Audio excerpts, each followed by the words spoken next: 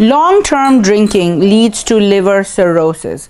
Now, cirrhosis is end-stage liver disease that is marked by fibrosis. It's presence of nodules. Our liver gets reconstructed because of all the inflammation in the liver. Where does this inflammation come from? This comes from toxins, comes from metabolic diseases, diabetes, drinking for too long, from hepatitis.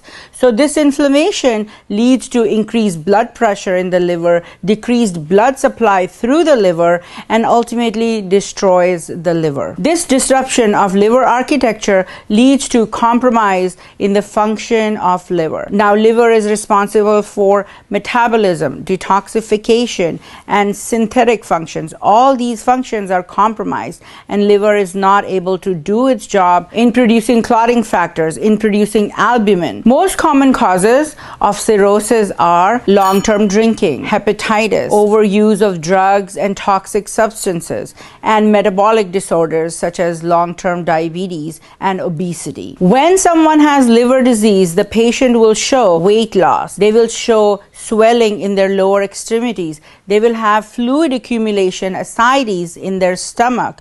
They will show signs of yellowish tinge on their skin, which is jaundice. Their skin will be dry and really itchy. When a patient comes into the hospital exhibiting these signs and symptoms, we send labs such as LFTs, which is liver function tests, AST, ALT.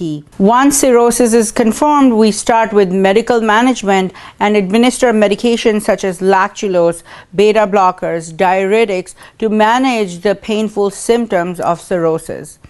Now, nursing intervention is very important with a patient who has liver damage. We assess their vital signs daily, we assess their weights daily, we assess for bleeding, and we send routine labs to monitor if the liver is getting better. Patient education is really important in this case. We want to teach our patients to avoid alcohol completely, avoid any hepatotoxic medications that can inflame the liver again. We place the patient on a low sodium, moderate protein diet. We monitor the patient for worsening signs and symptoms. We monitor for fluid retention, we monitor for bleeding, coagulation problems, and overall just monitor their health.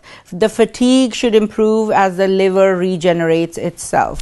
So if you want more information on this topic, comment the word cirrhosis and my team will send you a whole document on how to treat a patient who has cirrhosis.